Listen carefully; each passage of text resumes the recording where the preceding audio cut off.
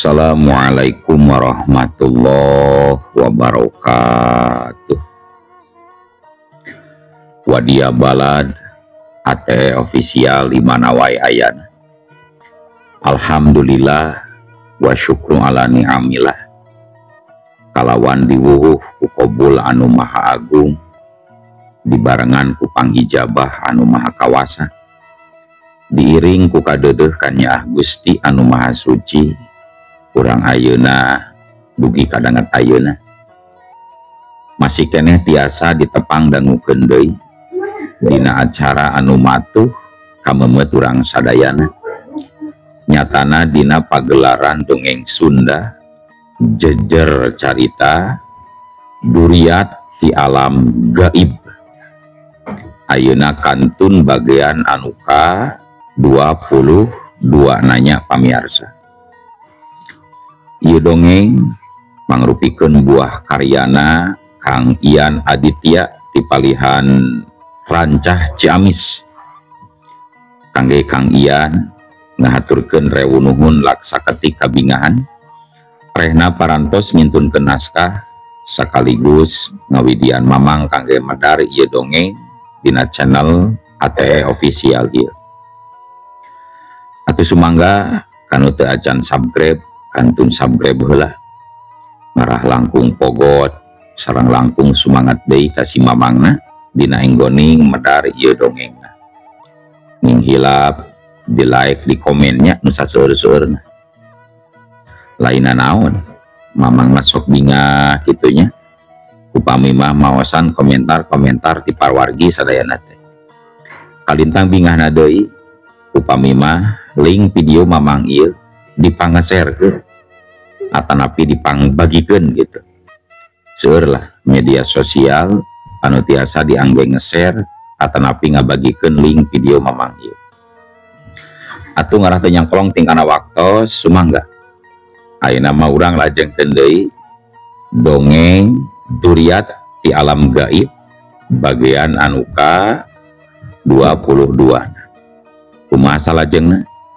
Sor cikopina betot simutna pagan hada tali kolorna bisi morosot merezel morozol uzel-uzelan di tengah jalan tumpak dung dung tes.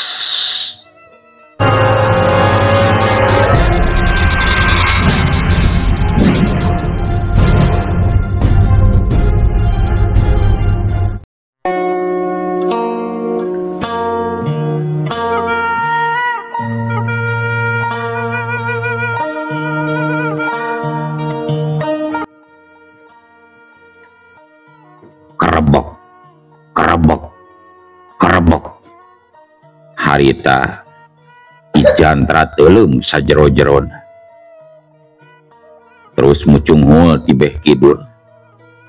Kerebek deui sakadeung sakapeung deui mucung hul ti belah wetan. Bari ngojay suka bunga teu paduli sok sanajan caina kaambeu bau bangke.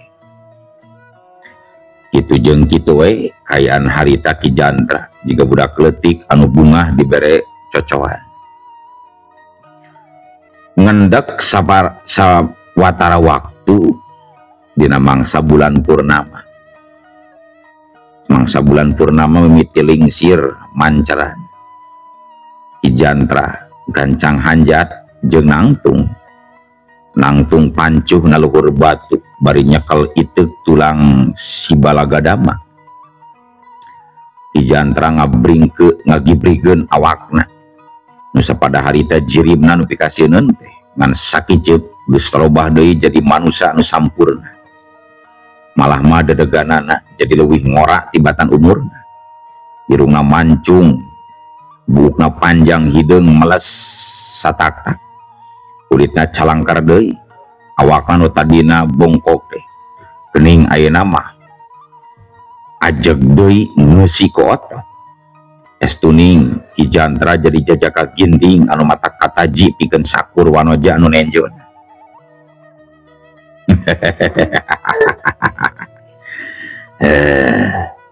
Acida bagjana ieu aing boga otot kawat tulang wajah.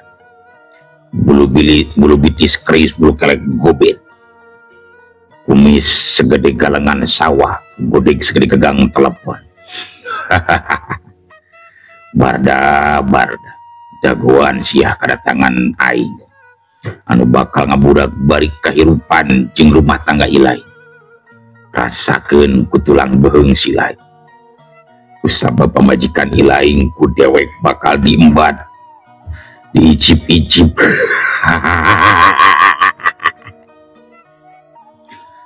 Itu suka bunga Ki Jantra harita sanggeus nyaho kana parobahan anu tumiba ka dirina. Tepati lila Ki Jantra nyuit ngagerowan naga Birawa anu langsung datang nyumponan panggeron. Gebur jangjang naga Birawa dikibas-kibaskeun bari awakna semua deprak-depah. Ki Jantra surti manehna gancang luncat kana tonggong naga Birawa, curelat jeleng leungeunna anu geus sabihara-bihari deui nepak beheung naga Birawa. Nusa pada harita langsung ngajaul ngajomantara hiber ngajugjug ka karaton iblis nu aya di puncak Gunung Arjuna.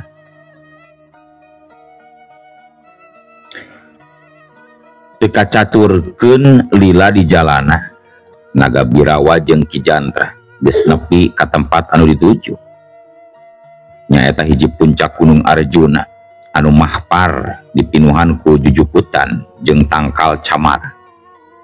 Pamandanganana kacida endahna dipapaes ku rentulna gunung-gunung anu pating pucunghul tina jero mega bodas. Pikeun sakabeh manusa puncak Arjuna mangrupakeun hiji pamandangan alam anu kacida endahna, khususna pikeun anu mika cinta alam. Numutkeun mata biasa kayaan puncak Arjuna teu nandakeun aya hal-hal aneh kajaba ku manusia anu boga keahlian khusus dina widang ilmu gaib anu bisa ngawenehan nempo ayana karajaan iblis di puncrut Gunung Arjuna. Jiga harita Ki Jantra anu memang sakti mandraguna bisa asup ka negeri gaibna Prabu Durawisesa. Naga Birawa turun napakeun sukuna di alun-alun karajaan, sedangkan para prajurit gulang-gulang jeung ponggawa karaton Suradipura sakabehna ngaregreg ngabagiakeun tamu agung ti alam manusia nyaeta Ki Jantra.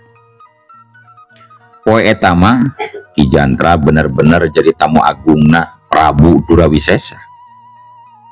Mata Ki Jantra sakadapan mah molohok dirina teu nyangka bakal menang pangbagian nu sakitu ahingna. Nah hatena ngagerendeng. Aya ku bagja ieu aing meuni dipupujukeun di nagara Kanjeng Prabu. Itu tempo para prajurit sakitu ngahormatna ka aing. Jaba aya kareta kuda meuni sakitu ahing keur kadieu jigana marek mapageun aing eta kareta kuda teh. Itu gerentesna hate Ki Jantra dibarengan ku rasa hookeun ku nempo kayaan kerajaan Surdipura nu kacida hurung ngempurna. Komodeui harita Ki Jantra dipapageun ku hiji kareta kuda anu ditaretes ku emas jeung inten berlian. Teu kungsi lila sanggeus kareta kuda nepi harita pantona ngaraket muka raket sapada harita katempo ku Ki Jantra. Di jero kareta kuda saurang lalaki anu diukna korsi bulu drubeur. Tapi anu matak aneh pikeun Ki Jantra. Kusabab eta lalaki teh ngabogaan mata sakulilingna.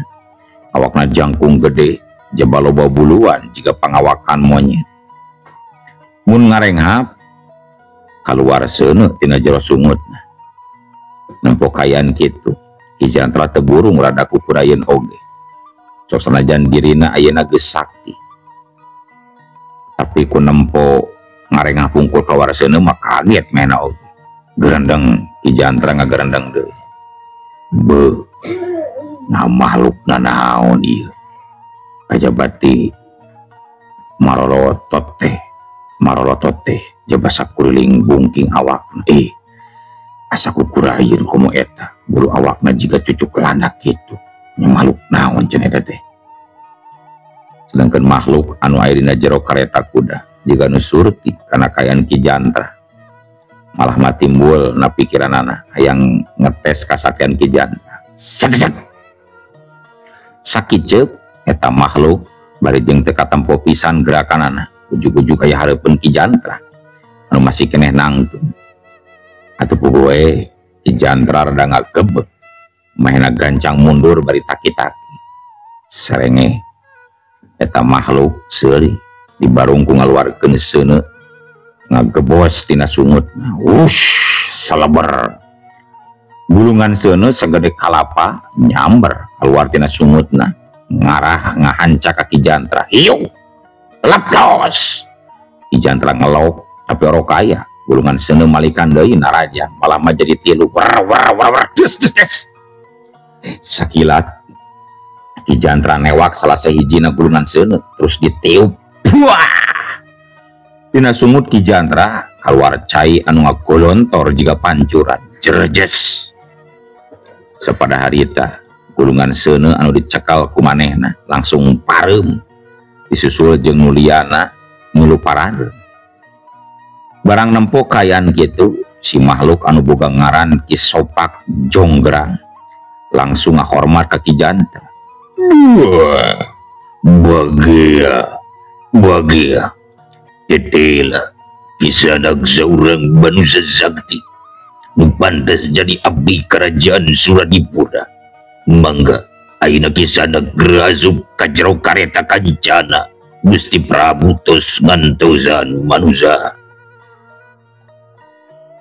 Teu loba carita harita Ki Jantra langsung asup kana jero kareta kancana tepat dia langsung ngaberetak lompat ngajug-jug ke karaton Suradipa.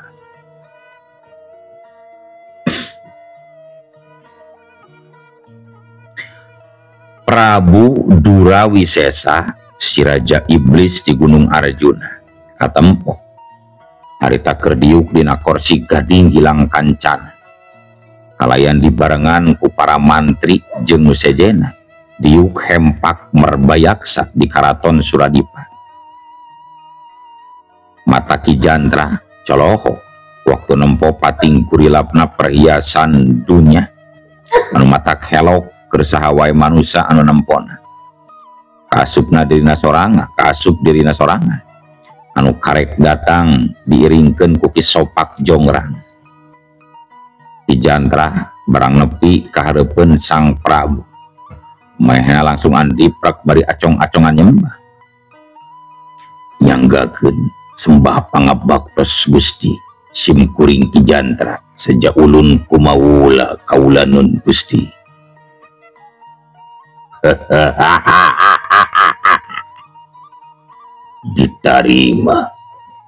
Ditarima panyembah anjeun ku kaula Jantra tapi lian dieta kula aya paminta anu kudu ku anjeun ditedunan deuleu Jantra. Mangga Gusti kusim kuring taktos bade ditedunan sakahoyong jungjunan kaulanon. Dengekeun ku hilaing Jantra paminta kula ngan ukur hiji nyaeta kujang pusaka anu gagangna emas anu ayeuna aya di alam manusia anu ngabogaana nyaeta Syekh Ali Kurozan anu aya di datar Kawali. Eta kujang kuilaing geragancang paling bawa eta kujang gagang emas bawa karben kaula deuleu Jantra. Mangga jungjunan itah parentah Gusti kusim kuring pasti ditedunan antosan wae di dieu kaulanon.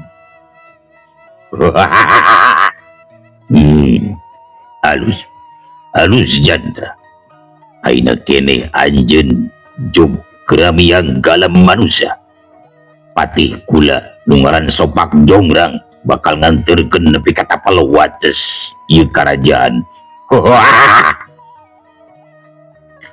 Kitu harita obrolanana antara Raja Iblis Durawisesa jeung Ki Jantra. Nu patali janji bakal balik deui mawa kujang pusaka gagang emas anu aya di Syekh Arikuro. Ki Sopak Jongrang tetela seorang patih nu sakti mandraguna. Harita barang menang parentah kitu tinu jadi raja tetalangke deui. Maehna langsung ngalaksanakeun. Sedangkan Ki Jantra ngan ukur bisa calangap bakat ku teu percaya. Kusabab acan ge ngicep dirina geus aya di hiji tempat handapeun hiji tangkal gede anu jauh di Gunung Arjuna. Red Ki Jantra ngareret ka Ki Sopak Jongrang nu katempo keur nyerenge. Jantra, ilaing ayeuna geus aya di Tapalewates antara alam manusia jeung alam gaib. Tugas kulangan ukur nganter nepi ka dieu. Ayeuna maju geura lumaku, geura tedunan pamenta ti Raja Kula Jantra. Ki Jantra ngan ukur bisa unggeuh bari rada heran. Manehna can bisa ngomong lantaran Ki Sopak Jongrang geus kaburu las ngaleungit manten. Ki Jantra ngarahu terus ngaleos nuju ke arah kulonkeun ngagedig indit rek ngalaksanakeun sagala pamaksudanana.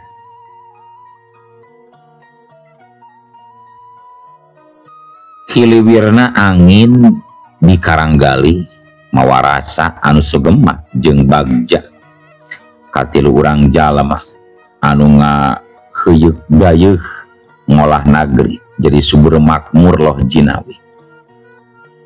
Sok sanajan anu diolahna ngan ukur mangrupa padepokan jeung padesaan, tapi rahayatna kabeh aya dina kamakmuran sugih mukti, boh pangan jeung sandangna kabeh kacumponan ku ayana hiji pamimpin anu adil tur wijaksana. Kahirupana anu sineger tengah mere contoh jeung teu adigung-adiguna. Sok nya oge kaasup jalma nu sugih ku pangarti, jembar ku pangabisa. Dina ngajalankeun kapamimpinanana, tara mentingkeun diri pribadi jeung kulawarga, malah maleuwih hade kulawargana nu teu dahar daripada rahayatna nu kalaparan. Kitu prinsipna. Tilu urang jalma eta tayalian Barda jeung istrina Nusatia satuhu nyaeta Nyiratih.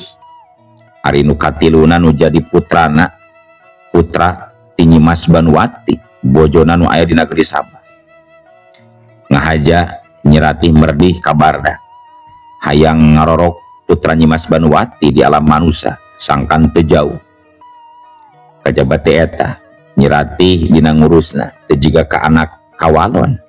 Sakabeh kanyaahna ditamplokeun ceuk paribasana boga dahareun sasendok oge diajangkeun jeung anakna Tinyimas Banwati. Eta budak Damara Anting kitu katalahna.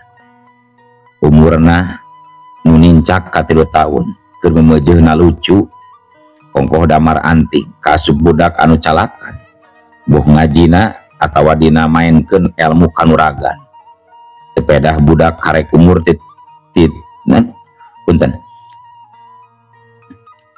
tepedah budak karek umur 3 tahun tapi pangabisana ngelehkeun jalma dewasa. Jika poe harita Damar Anting keur aya di tempat latihan anu aya kuloneun padepokan Karanggali. Kabeneran para murid Barda keur latihan manah. Sedangkan anu dijieun sasaran tembakna hiji buah kalapa anu ditandaan ku arang di tengahna. 10 urang murid Barda anu minangka geus jadi kapercayaanana maju ka hareup pilih genti mesatkeun anak panah tina gondewana. Wusus cerem cer. Cai kalapa nu katiir ku ujung panah maluncat ngan hanjakal hiji oge eueuh nu mampu nembak ke tengah sasaran anu ditandaan eta. Giliran Damar Anting maju ka hareup bari nyekel Gondewa. Leungeun nu katuhu geus siap mesatkeun anak panahna. Tepati lila siar. Anak panah ngablesat tarik pisan keluar tina Gondewa Damar Anting. Puclem. Meneran pisan panah teh nancep pas ka tengah-tengah tanda hideung. Atuh sakabeh murid padepokan Karanggali matana cara lopo nempo ka Damar Anting. Budak satepak anu boga kemampuan di luar akal anu waras. Kasupramana nyaeta Barda anu gogodeg barang nempo nu jadi anakna anu geus boga kemampuan ngelehkeun jalma dewasa. Dirina yakin yen Damar Anting kahareupna bakal jadi hiji sinatria anu pilih tanding. Sakabeh murid Karanggali kabehanana tuluy sarura bari mangku Damar Anting diangkat ka pundukkeun.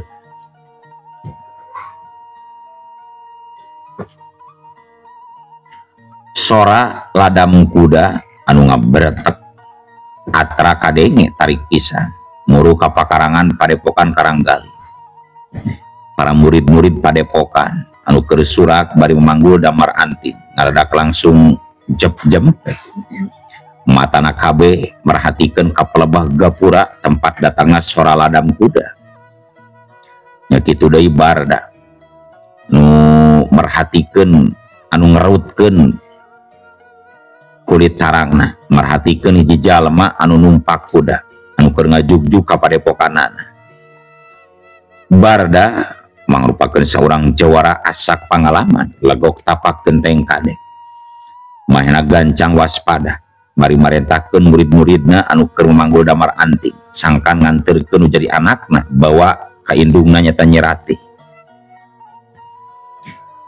Heuleut sapanyeupahan kuda hideung anu ditumpakan ku saurang lalaki anu make jubah sarua hideung geus nepi ka hareupeun Barda anu keur nangtung di pakarangan. Sedengkeun sakabeh muridna waspada ngurlingan eta lalaki anu karek datang. Mata Barda jeung kawaskitaanana gancang ngarespon kana kayaan anu ngadadak hareeng. Barda taki-taki nyiapkeun diri bisa aya serangan anu teu dipiharep. Tetela jalma nu karek datang teh aya lian Ki Jantra nu ngahaja ngajugjug heula ka Karanggali samemeh neangan Syekh Ali Kuro nu ditugaskeun ku Raja Iblis Durawisesa. Barakata Ki Jantra Suri bangun anu ngeunah dumeh nempo Barda jiga anu teu wawuheun ka dirina.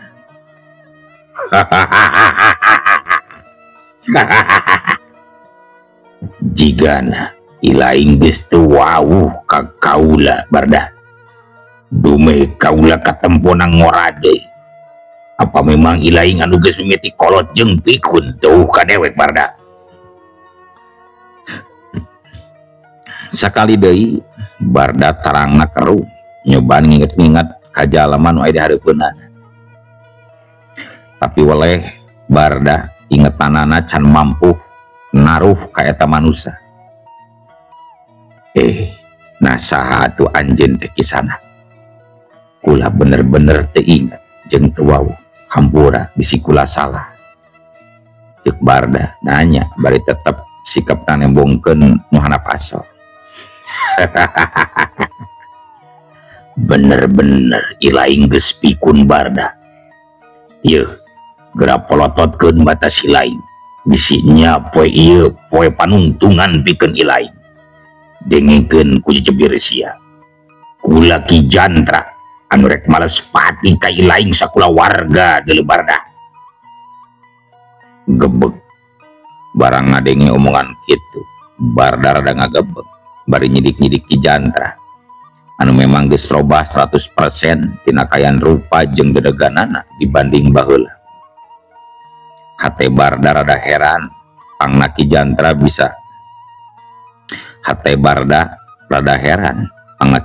bisa balik deui jadi ngora. Tapi dumasar kana katenangan jiwana Barda teu mintonkeun yen dirina ngarasa heran. Bada nyarita ku soran uleuleui. Oh, jadi kisanak teh Ki Jantra teh nya hampura bisi kula kasaru atawa teu bisa ngabagiakeun tamu sakumaha mistina kisanak. Nyal Ki Jantra jol ambek barang nempo Barda katempona jiga nu teu ieu ngagebeg atawa ruas, komo deui ngarasa aheng dumeh dirina geus ngarasa jumawa kana kayaan ayeuna. Ki Jantra teu nyangka yen musuhna ngabogan sikap nu sakitu tenang.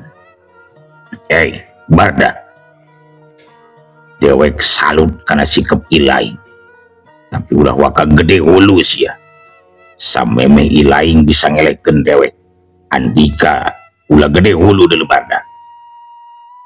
Kitu ceuk Ki Jantra nu amarahna geus teu kawadahan. Curelat celeng harita Ki Jantra loncat bari ngapabukeun itek tulang si Balagadama.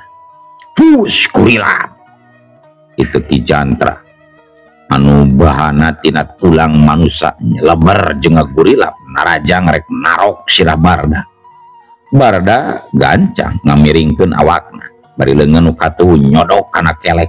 Bet oduh Ki Jantra leungeunna ngarenyet sing sireumeun dumeh kababuk ku serangan balasan Barda nu sakitu lincahna. Nyel Ki Jantra beuki ambek jerina asa menang wiwirang ku kayaan harita dumeh panarajangna geus beunang ditangkis ku musuhna. Ki Jantra harita ngayakeun deui serangan bari muterkeun iteukna war itu Ki Jantra mesat tina leungeunna nyeleber narajang ka Barda ngababad ka luhur ka handap jeung ti gigir. Set Barda jujuralitan awakna luak reok nyingcet saka pengalayang juga kapinis nu hiber suat seot mapakan itek si Baladagama nu ngandung kekuatan sakti.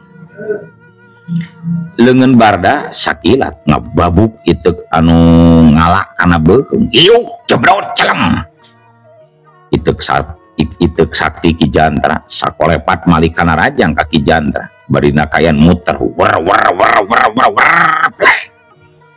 ngan sakiceuk dengan Ki Jantra geus newak iteukna nu muter jiga sintir. Barakata Ki Jantra seuri bari ngalayang awakna pating belesat ngaluarkeun ajian dasaraga ngacorelat Ki Jantra ngacorelat anu geus jadi Ki Jantra geus jadi 10 ngacorelat ningker Barda. Sedengkeun para murid padepokan Karanggali barang nempo kayaan guruna dikepung kabeh gentak laluncat bari pating selebar ngabebadkeun bedogna sewang-sewangan. Tapi karek oge pating garajlem no atuh teu kanyahoan ti luhur ngadadak heuleuh waktosna kabujeng seep wadia balad ate ofisial keun atunya ieu dongeng teh urang cekapkeun heula we dugi ka dieu. Insyaallah enjing pageto baris dilajengkeun deui.